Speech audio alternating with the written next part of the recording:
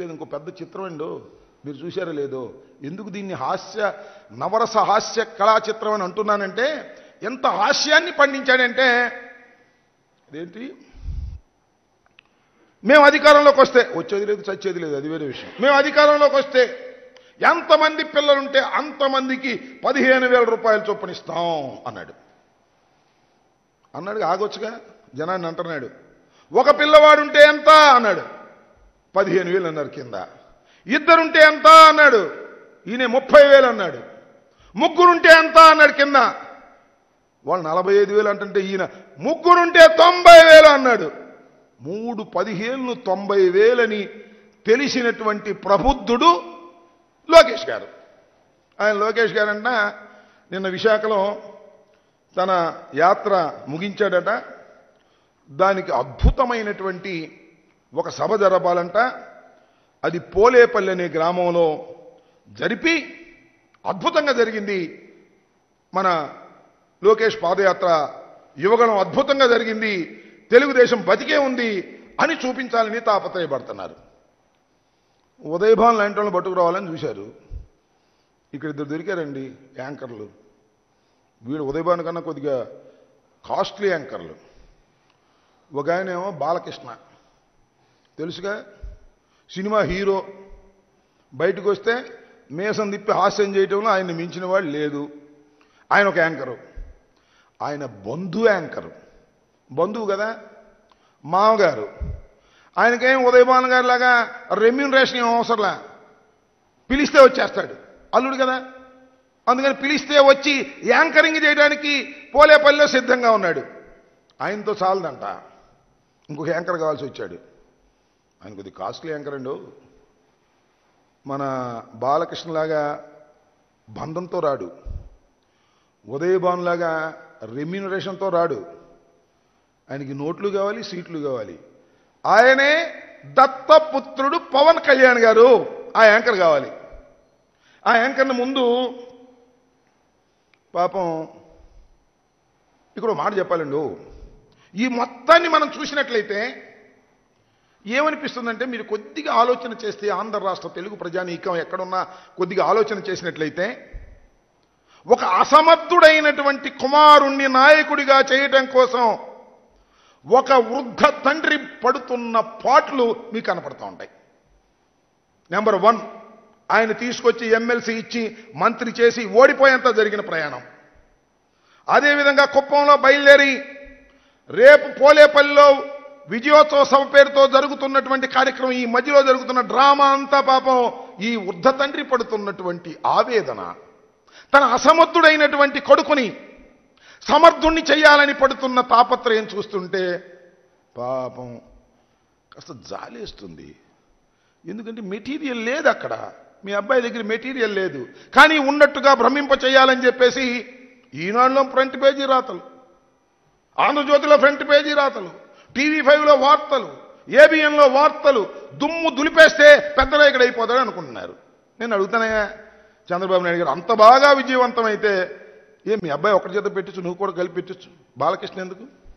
అంతకన్నా మించి కాస్ట్లీగా ఉన్నటువంటి మీ దత్తపుత్రుడు యాంకరింగ్ ఎందుకు అని అడుగుతా ఉన్నా. ఇవాళ దత్తపుత్రుడు యాంకరింగ్ గురించి చెప్పాలి. ఇక్కడ ముందు పాపం అడిగారు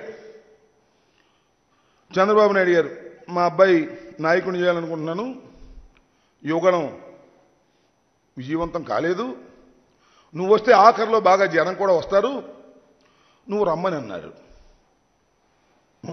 అన్నాడు ఆయన. నేను రానన్నాడు. ఎందుకు రానన్నాడు తెలియదు.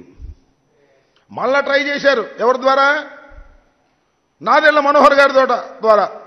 అయ్యా నువ్వైనా చెప్పు, మా అబ్బాయి యువగణం మీటింగ్కి ఎండింగ్కి పవన్ కళ్యాణ్ గారు మా దత్తపుత్రుడు వచ్చేటట్టుగా చేయమంటే అన్నాడు. మళ్ళా మొన్న వెళ్ళారండి, చంద్రబాబు నాయుడు ఇంటికే వెళ్ళాడు, అన్నీ మాట్లాడుకున్నాడు. ఏం మాట్లాడుకున్నాడో తెలుసా? సీట్లు, నోట్లు. పాపం ఉదయభాన్ అయితే ఓన్లీ నోట్లే. మన యాంకర్ అయితే పవన్ కళ్యాణ్ గారికి నోట్లు, సీట్లు రెండు కావాలి, రెండు మాట్లాడుకున్నారు. అప్పుడు అన్నాయన అన్నాడు. ఇప్పుడు ఒకసారి అన్నాడు, ఇప్పుడు అన్నాడు, రేపు వెళ్తున్నాడంట అక్కడికి. చంద్రబాబు నాయుడు గారి ఆహ్వానం మేరకు కిరాయి తీసుకొని యాంకరింగ్కు వెళ్లే స్థాయికి దిగజారిపోయినటువంటి జనసేన అధ్యక్షుడు పవన్ కళ్యాణ్ గారు గుర్తించమని మనం చేస్తున్నా. రాష్ట్ర ప్రజలను గుర్తించమని మనం చేస్తున్నా. జన సైనికులను గుర్తించమని మనం చేస్తున్నా.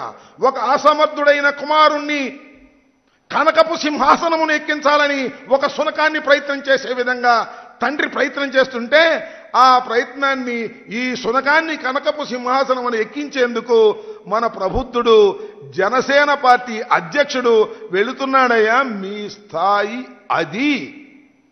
చివరికి అసమర్థుడైనటువంటి లోకేష్, సరే అసమర్థుడు అంటాం ఎందుకులే, ఆయన ఎక్కడ గెలవలేదు, ఈయన ఎక్కడ గెలవలేదు, ఇద్దరు గెలవలేదు. కాకపోతే అతనికి ప్రజలు ఎగబడి చూసేటటువంటి లక్షణం ఉంది. ఎవరికి?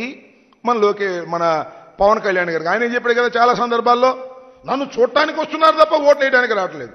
ఇవాళ రేపు కూడా చూడటానికి వస్తారు. ఏం ఆర్భాటం అండి దాని దుంపదెగా.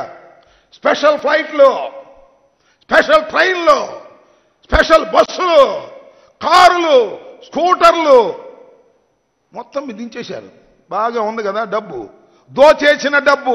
చంద్రబాబు నాయుడు గారు 14 సంవత్సరాలు ముఖ్యమంత్రిగా చేసి ఈ రాష్ట్రాన్ని దోచుకున్న డబ్బు ఉంది కదా, ఆ డబ్బు పెట్టి రేపు తిరణాలుగా చేయాలని ఆ తిరణాలకి యాంకర్ను తీసుకెళ్తున్నారు.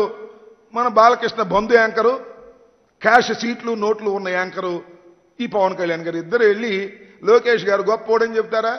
ఏమో చూడాలి. రేపు మాత్రం చాలా కామెడీ ఉంటుందిలే సినిమా. ఎందుకంటే లోకేష్ గారిని ఒక మాట అడుగుదాం అనుకుంటున్నా, మీరేం అనుకోకపోతే. పవన్ కళ్యాణ్ సోదరుడు అనమనండి రేపు, లేకపోతే సోదరుడు పవన్ కళ్యాణ్ గారు అనమనండి, ఏమంటాడు తెలుసా? పవన్ కళ్యాణ్ సోదరి అంటాడు, లేదంటే సోదరుడు పవన్ కళ్యాణ్ అంటాడు. ఇంతే అతనికి వచ్చింది. అతనికి సోదరుడికి సోదరులకి తేడా తెలియనటువంటి ప్రబుద్ధుడు రేపు విజయయాత్ర చేసుకుంటే ఊళ్ళో పెళ్ళైతే కుక్కల గడావిలాగా అందరూ వెళ్ళేటటువంటి ప్రయత్నం చేస్తున్నారు. దీన్ని గమనించాలని మనవి చేస్తున్నాను. రాష్ట్ర ప్రజలు తెలుసుకోవాలని కూడా మనవి చేస్తున్నాను.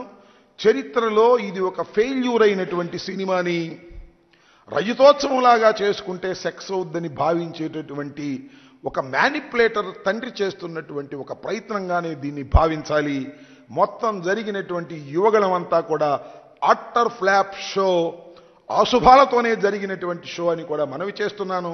దాన్ని ఏదో పైకి తీసుకొచ్చి లోకేష్ బాబుని పెద్ద నాయకుని చేయాలని తాపత్రయపడుతున్నటువంటి సందర్భంలో చివరికి యాంకర్గా తయారైనటువంటి పవన్ కళ్యాణ్ని చూస్తే కొద్దిగా జాలి వేస్తుందని ఈ సందర్భంగా రాష్ట్ర ప్రజానీకానికి విన్నవిస్తున్నాను.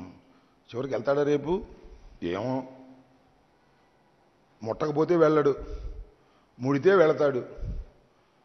అది జరిగే విషయం. నయ్యి సయ్యి రెండు పెడతాడైనా. ఎప్పుడైతే ప్యాకేజ్ అందితే సై, ప్యాకేజ్ అందపోతే నై, మధ్యలో అంతా సెటప్ చేసేది, సూట్ కేసులు మోసేది నాదెళ్ల మనోహర్ గారు. ఇది మొత్తం షో. చివరికి జనసేన అనే పార్టీ ఏ స్థాయికి దిగజార్చారు అంటే లోకేష్ బాబుని కనకపు సింహాసనం ఎక్కించడానికి ప్రయత్నంలో భాగంగా జనసేన ఉపయోగపడే స్థితికి దిగజారిపోయినందుకు జన సైనికులు ఆలోచించుకోవాలని ఈ సందర్భంగా నేను కోరుతున్నాను.